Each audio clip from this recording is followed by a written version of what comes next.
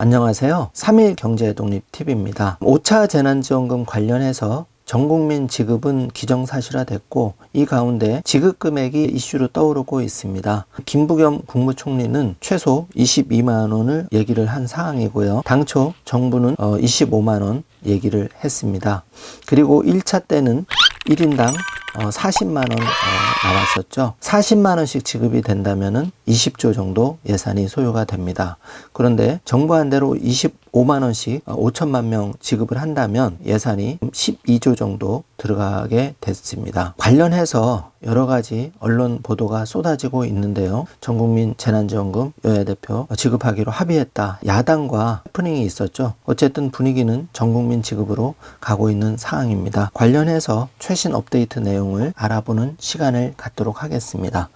오늘 5차 재난지원금 관련 궁금하신 분들은 끝까지 함께 해주시길 바라겠습니다.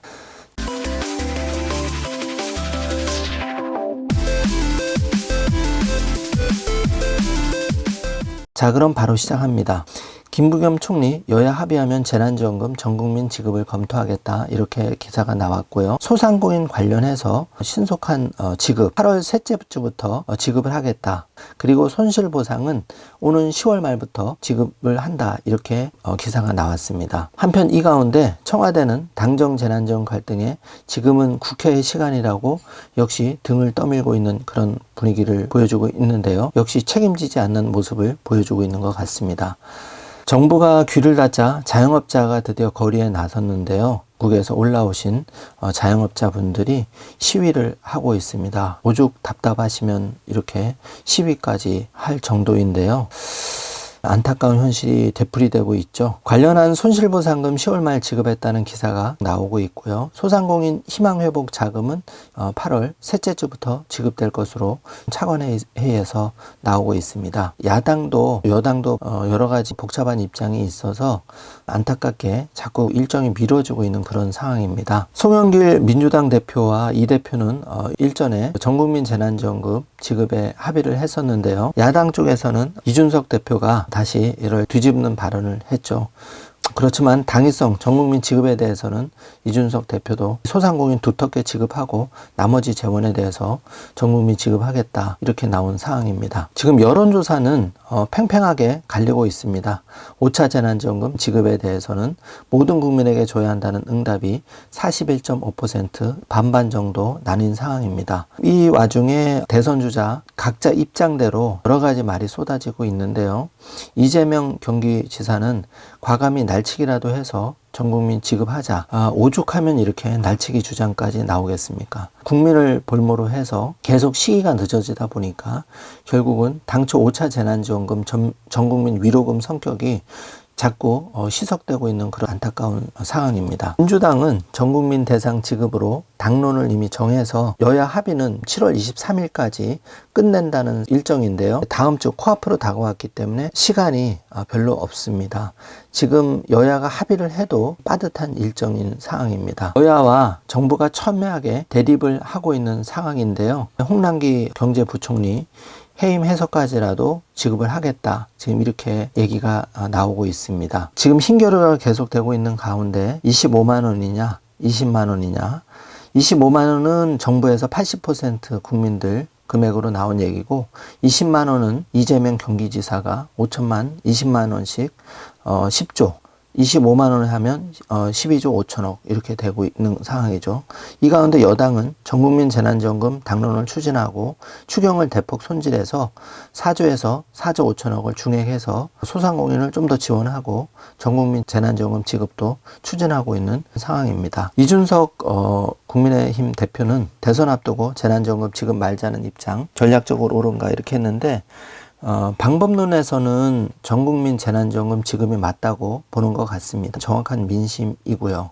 그리고 거듭 말씀을 드렸지만 상위 20% 80%를 편가르기해서 세이브되는 예산 자체가 신용카드 캐시백을 더불어민주당에서 폐지한다면 거기서 배정된 3조가 충분히 전국민 재난지원금을 지급하고도 남기 때문에 홍남기 경제부총리와 정부에서 계속 주장하는 하위를 두텁게 지급하면서 20%를 지급하지 말자는 주장은 설득력을 상당히 잃고 있습니다. 왜냐하면 거기서 그 세이브되는 금액이 불과 1조 5천억 밖에 되지 않기 때문에 계속 지급을 한다면 결국은 국민을 볼모로 해서 지급 시기만 계속 늦어질 뿐입니다. 전 국민 안 힘들 사람이 없고요. 특히 취약계층은 굉장히 절박한 상황이고 마스크도 구입해야 되고 손소독제도 구입해야 되는데 25만 원 가지고도 사실은 턱없는 비용입니다. 그래서 1인당 60만 원씩 확실하게 5천만 명 30조를 지원하고